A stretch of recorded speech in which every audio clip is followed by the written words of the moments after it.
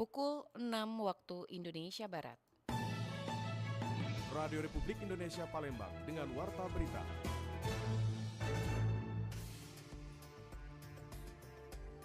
Perayaan Cap Gomeh di Pulau Kemarau diperkirakan mampu menarik puluhan ribu wisatawan. Berkas telah rampung, tersangka Deliar Marzuki siap hadapi persidangan.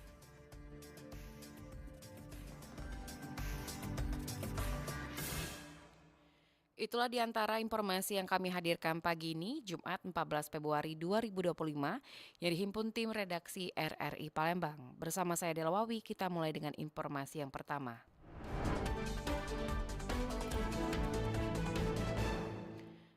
Dinas Pariwisata Palembang menyebutkan hampir 50.000 pengunjung datang ke Pulau Kemarau di perayaan Cap Gomeh dongkrak pariwisata kota.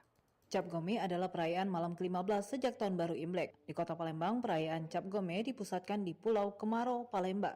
Disebut Kemarau karena pulau ini tetap kering walaupun air Sungai Musi sedang pasang. Sehingga untuk menuju pulau ini, pengunjung yang ingin ke Pulau Kemarau harus menggunakan kapal, namun tidak menjelang perayaan Cap Gomeh. Pemerintah Kota Palembang memasang jembatan ponton untuk menyambut perayaan Cap Gomeh di Pulau Kemarau. Jembatan yang terbuat dari beberapa kapal tongkang sudah terpasang. Jembatan ponton tersebut terdiri dari 6 kapal tongkang yang disusun berjejer. Kepala Dinas Pariwisata Kota Palembang, Sulaiman Amin, mengatakan pemasangan jembatan ini untuk mempermudah akses menuju Pulau Kemarau karena pengunjung yang datang diperkirakan mencapai 50.000 orang. Tidak hanya masyarakat Palembang, yang pastinya juga etnis Tionghoa dari seluruh dunia untuk bersembayang. Disebutkan Sulaiman, dengan ramainya pengunjung ke Pulau Kemarau dapat memicu peningkatan pariwisata Kota Palembang yang ditargetkan 2,5 juta pada tahun 2025. Karena Cap Gomeh ini orang yang beribadah, tentunya khusus agama Buddha, itu sekitar datang ke Palembang ini 3-50 ribu orang dari seluruh mancanegara. Nah ini tentunya berdampak. Mereka datang ke sini kan dari luar Palembang, luar Sumatera, seluruh Indonesia, seluruh dunia. Ini berdampak terhadap hotel, restoran, UMKM juga, terhadap pelaku-pelaku industri pariwisata. Dan ini juga menambah angka kunjungan wisatawan ke Kota Palembang. Oke. Yang tahun ini target kita 2,3 juta wisatawan ya Pak ya. Tapi untuk wisatawan di Kota Palembang terus meningkat ya Pak ya, dari tahun ke tahun ya Pak ya, pasca COVID gitu. Ya, ada peningkatan. Tahun 2024 target kita 2 juta, tercapai 2.184. Diketahui perayaan Cap Gomeh di Pulau Kemarau berlangsung 10 hingga 11 Februari 2025. Sepanjang momen itu ada ratusan ribu pengunjung yang datang ke sana. Tidak hanya umat Tridharma yang datang untuk beribadah, melainkan juga wisatawan lokal hingga mancanegara. Panitia Cap Gomeh Pulau Kemarau Ciarum menjelaskan pihaknya tidak menduga pada Cap Gomeh tahun 2025 ini disambut hangat oleh warga lokal hingga mancanegara. RRI Palembang, Nova Arena melaporkan terus mengudara untuk Indonesia. Sementara itu, perayaan Cap Gomeh di Pulau Kemarau ini diperkirakan mampu menarik sekitar 30.000 hingga 50.000 wisatawan. Kepala Dinas Pariwisata Palembang Sulaiman Amin mengatakan bahwa perayaan Cap Gomeh termasuk dalam kategori wisata religi. Selain wisatawan lokal, kegiatan ini juga dihadiri wisatawan mancanegara yang mengikuti ritual ibadah dan menikmati kemeriahan perayaan. Cap Gomeh tahun ini kita mentargetkan 30-50.000 wisatawan dari mancanegara ya, bukan hanya lokal, Nusantara, tapi mancanegara juga untuk berkunjung ke Pulau Kemarau dalam rangka melakukan ibadah. Dengan semakin banyaknya wisatawan yang mulai berdatangan ke Pulau Kemarau, pihak penyelenggara optimis bahwa target 50.000 pengunjung dapat tercapai. Harapan pemerintah Kota Palembang dan penyelenggara perayaan Cap Gomeh tahun ini memberikan dampak positif bagi pertumbuhan sektor pariwisata di Palembang. Pendengar, berikut kita dengarkan ragam komentar masyarakat terkait dampak perayaan Imlek dan Cap Gomeh terhadap sektor pariwisata Palembang. Saya Yoga Pratama, saya dari Jakabaring. Perayaan Imlek dan Cap Gomeh di Pulau Kemarau ini menjadi momentum sangat penting bagi masyarakat Kota Palembang dalam menarik wisatawan dan menggerakkan ekonomi lokal.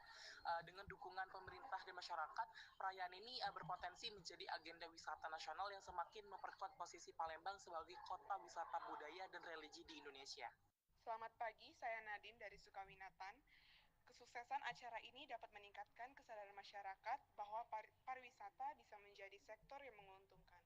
Dengan pemahaman yang lebih baik, masyarakat akan lebih peduli terhadap kebersihan, keramahan, dan pelestarian budaya, sehingga daerah mereka semakin menarik bagi wisatawan.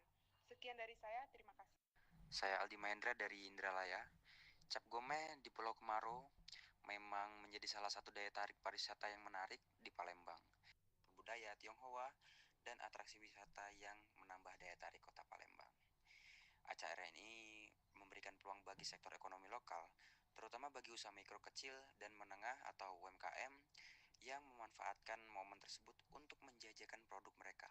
Selain itu, perayaan ini juga menjadi salah satu cara untuk memperkenalkan kebudayaan Palembang yang sangat kaya, serta memperkuat identitas multikultural yang ada di kota tersebut.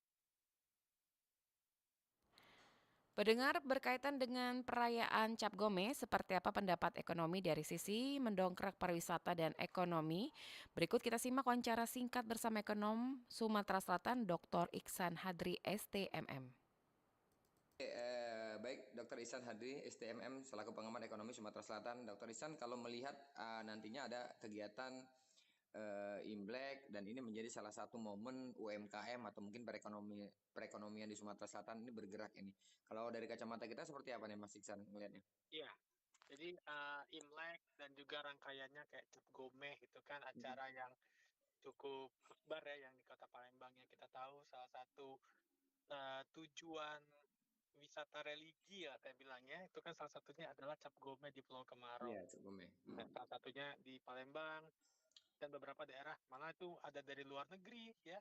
Kalau dulu itu banyak dari Singapura, dari Malaysia tuh malah ke Palembang ya untuk merayakan Cap Gomeh di kita dan itu tentu suatu peluang ya untuk kita ya. Kita tahu setiap tahun ketika Cap Gomeh di Palembang itu selalu mengundang banyak wisatawan baik itu mancanegara maupun domestik ke Palembang khususnya di Pulau Kemarau dan kita lihat hampir setiap hari selalu penuh ya. Masa Aditya selalu penuh Iya, artinya di iya situ benar. banyak yang belanja juga gitu kan kemudian banyak yang beli oleh-oleh dan itu tentu akan diharapkan mampu meningkatkan kegiatan ekonomi ya kemudian mampu meningkatkan perekonomian ya dengan adanya event-event seperti itu di Palembang. Ya kita tahu ya kalau nanti banyak wisatawan datang dari luar mereka tidak hanya berbelanja di Pulau Kemarau saja, mereka juga nanti bisa belanja makanan tradisional, gitu ya, Iya. belanja oleh-oleh, termasuk belanja juga kain kita, gitu ya, kayak songket dan lain itu tentu menjadi hal yang kita harapkan untuk meningkatkan pendapatan masyarakat kita khususnya UMKM. Jadi kita menyambut baik ya kegiatan itu dan juga itu diharapkan bisa meningkatkan pertumbuhan ekonomi juga di Kota Palembang. Gitu, Mas Mas Adit. Ihsan, kalau kita melihat ada faktor-faktor penunjang untuk kegiatan seperti ini, baik upaya dari pemerintah bagaimana masyarakat lebih nyaman ke sini dan juga dari aparat kepolisian atau penegak hukum untuk keamanan dan kenyamanan. Nah, harapan kita bagi pemerintah dan juga penegak hukum seperti apa nih, Pak Ihsan?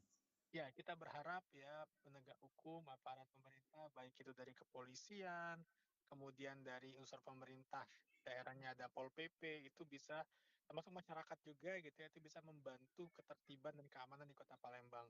Karena mutlak kalau ingin pariwisata kita maju, kalau kita ingin banyak orang berkunjung ke kita, itu faktor keamanan itu faktor utama. Iya. Ya, faktor utama. Jadi orang nggak akan mau ke kita, datang ke kita kalau keamanannya tidak bisa kita jamin. Nah ini perlu ya artinya bukan hanya keamanan pariwisata ya dari tempat parkirnya, kemudian dari juga perjalanan mereka, mungkin nanti mereka jalan ke tempat wisata dan lain-lain itu tetap harus kita pastikan keamanannya terjaga.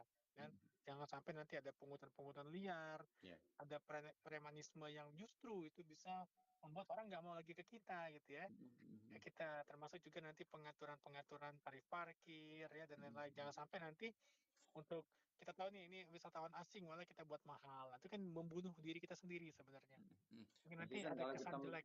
Ya, kalau kita melihat itu tadi secara offline, kalau secara online mungkin perlu tidak digaungkan pemerintah melakukan semacam sosialisasi atau edukasi kepada masyarakat luas melalui media online agar memang kedepannya memang sejauh sebelum pelaksanaan kegiatan Cap Gome tersebut bisa mengundang kunjungan ini, Mas Ihsan. ya sebenarnya saya berharap gini ya, kita tuh ada banyak sekali kegiatan-kegiatan wisata yang bisa kita kemas. Ada wisata kuliner, ada wisata kerohanian, religius. Kayak sekarang ini religius. Iya, iya. Kita ketahui ada cap gome, dan juga kalau mungkin di umat Islam itu ada haul gitu ya. Ada beberapa pemakaman raja-raja ataupun tokoh agama di kita. Sebenarnya kita berharap pemerintah melalui dinas pariwisata itu bisa mengemas itu loh, menginformasikan loh ke masyarakat luas, ke keluar juga, bukan ke kita saja, bahwa di Sumsel ini, Palembang ini, itu banyak sekali paket wisatawan yang bisa diambil, gitu ya. Dan itu komunikasinya sangat harus sejalan gitu, bahwa nanti di kita ada wisata religi, mungkin kita juga bisa aktifkan kembali kayak kalender event lah gitu. Iya, Mas iya. Ade. Jadi Benar, di benar. bulan Februari itu nanti ada Cap Gome, ada Imlek, nanti ada Haul, ada wisata apa, sehingga orang tuh tertarik loh ke kita gitu. Nanti ketika menyambut tuh ada eventnya gitu ya. Nanti ada buat eventnya di, ya bisa di tempat lokasi, tempat kegiatan, atau mungkin di Pantai Kota Besar dan lain sebagainya. Itu perlu, saya pandang perlu untuk supaya orang mau lagi ke kita. Karena Yang jujur, terakhir mungkin Mas Iksan ya, sedikit saja. Kalau tadi kan kita berharap dari upaya apa tindak lanjut dari pemerintah maupun aparat penegak hukum atau kepolisian. Nah, kalau dari UMKM atau pelaku UMKM sendiri seperti apa nih, Mas Iksan? Sedikit saja. oke. Dari UMKM juga kita berharap UMKM juga dapat meningkatkan kualitas produknya gitu ya. Jangan sampai nanti masyarakat berbelanja produk yang kita jual itu mungkin tidak sesuai dengan harapan mereka. Dan ini perlu juga mendorong, kan kita ada dinas koperasi UMKM, ada akademisi, ada asosiasi, ya ada masyarakat, dan mungkin ada badan usaha juga, kita bisa membina UMKM kita, sehingga nanti UMKM kita baik dari sisi kualitas produk sampai ke pengemasan itu layak. Dan Baik. sampai nanti dari segi kemasannya kurang, mungkin dia kualitas produknya kurang, sehingga orang nggak dua kali beli gitu Mas. Ya, Baik. jadi kita harus siapkan itu. Baik. Baik, terima kasih Mas Iksan selaku pengamat ekonomi Sumatera Selatan sudah bergabung bersama RRI. Sehat selalu Mas Iksan, sukses Ya, selalu. terima kasih Mas Adi. Assalamualaikum. Waalaikumsalam warahmatullahi wabarakatuh.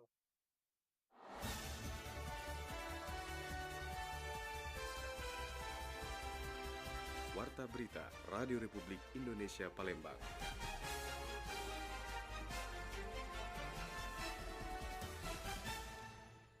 Kejaksaan Negeri Palembang melaksanakan penyerahan tersangka dan barang bukti tahap 2 terhadap Deliar Rizkon, Marzuki, dan Alex Rahman pada Kamis kemarin. Proses ini dilakukan setelah berkas perkara keduanya dinyatakan lengkap atau P21 berdasarkan surat pemberitahuan hasil penyidikan yang diterbitkan pada 12 Februari 2025. Dengan berkas perkara yang sudah lengkap, Jaksa Penuntut Umum segera memeriksakan pelimpahan perkara ke Pengadilan Negeri Kelas 1A Palembang. Proses ini dijadwalkan pada hari ini di Pengadilan Tipikor Palembang untuk disidangkan. Kasus ini melibatkan dugaan tindak pidana korupsi berupa pemerasan dan penerimaan gratifikasi terkait penerbitan surat perizinan keterangan layak K3 di Dinas Tenaga Kerja dan Transmigrasi Provinsi Sumatera Selatan. Pendengar, Puskesmas Sako Palembang menargetkan 30 orang per hari pada program cek kesehatan gratis yang dicanangkan pemerintah. Program cek kesehatan gratis atau CKG yang dimulai serentak pada tanggal 10 Februari lalu menjadi langkah pemerintah dalam meningkatkan kesadaran masyarakat akan pentingnya kesehatan. Kepala Puskesmas Sako, Desti Hernita menjelaskan bahwa mekanisme pemeriksaan dimulai dengan registrasi data diri pasien. Setelah itu warga secara bergilir mendapatkan pemeriksaan kesehatan di ruang khusus. Pemeriksaan meliputi tinggi dan berat badan, tekanan darah, screening mata dan telinga, pemeriksaan gula darah, gigi, serta riwayat penyakit. Bagi lansia, pemeriksaan lebih difokuskan pada kesehatan jantung, kanker, serta kondisi mental dan fisik. Jika ditemukan penyakit serius, pasien akan dirujuk ke rumah sakit untuk penanganan lebih lanjut. Mendapat antusias dari masyarakat sekitar puskesmas kami. Sasaran dari pelaksanaan ini adalah dari bayi sampai lansia. Sedangkan untuk anak sekolah akan dilaksanakan pada saat awal masuk sekolah nanti. Kami PKG hari ini kami targetkan sekitar 30 orang. Tadi dari pagi sampai siang sudah berjalan hampir 15 orang. Sementara salah satu warga yang sedang memeriksakan diri, Randy Saputra mengaku senang dengan adanya program tersebut karena dapat membantu mendeteksi kondisi kesehatan lebih awal. Program ini sangat bagus terutama untuk dirinya yang jarang cek kesehatan. Dengan pemeriksaan gratis tersebut setidaknya dirinya tahu kondisi tubuh dan bisa lebih waspada. Saya sebagai masyarakat sih untuk program berobat gratis ini ya pertama ya senang ya karena kan kita ada pemeriksaan gratis dari pemerintah dari presiden gitu kan, dan berharap program ini bisa berlanjut untuk waktu yang lebih lama lagi gitu karena sangat bermanfaat untuk masyarakat yang ada di Indonesia. Kenapa? Periksa apa tadi? Jadi periksa satu secara kesehatan kita, terus kita juga cek gula darah, sama cek mata, tensi juga tadi, sama telinga. Untuk tahap awal, program CKG di Puskesmas Sako menargetkan 30 orang per hari. Sementara itu bagi anak usia 7 hingga 17 tahun ke atas yang berada di sekolah, pemeriksaan akan dilakukan mulai bulan Juli tahun 2025. Secara nasional, program CKG menargetkan 280 juta orang penerima dengan total anggaran mencapai 4,7 triliun rupiah. Lamsi Harsiltonga melaporkan.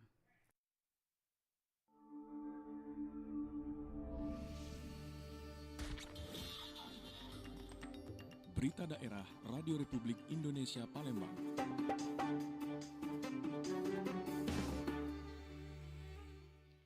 Dinas Kesehatan Provinsi Sumatera Selatan menyebutkan sebanyak 4 orang meninggal dunia akibat demam berdarah dengue pada Januari 2025. Kepala Bidang Pencegahan dan Pengendalian Penyakit Dinas Kesehatan Sumatera Selatan Ira Primadesa di Palembang mengatakan pada Januari 2025 pihaknya menemukan sebanyak 309 terjangkit DBD. Dari jumlah tersebut sebanyak 4 orang meninggal akibat DBD. Ia menjelaskan penderita DBD yang alami kematian tersebut di Kabupaten Banyuasin yang mencapai 2 orang, Oku Selatan 1 orang, dan Ogan Ilir 1 orang. Kasus tertinggi itu kita di Palembang dengan jumlah kasus itu 104, kemudian Banyuasin dengan jumlah 63. Kalau untuk kematian kita di Banyuasin itu ada 2 kematian, Oku Selatan 1, OI 1, Palembang 1, Pali 1. Dinkes Sumsel telah melakukan berbagai upaya pencegahan untuk meminimalisir kasus DBD, diantaranya dengan sosialisasi masif melakukan pemberantasan sarang nyamuk lewat pembersihan tempat air, pemeliharaan ikan, pemakan jentik, dan fogging.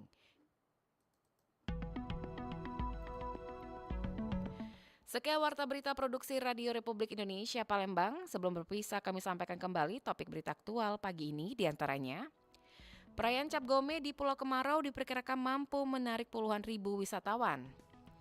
Berkas rampung tersangka Deliar Marzuki siap hadapi persidangan. Mewakili kerabat kerja yang bertugas, saya Dela Wawi, undur diri dan sampai jumpa.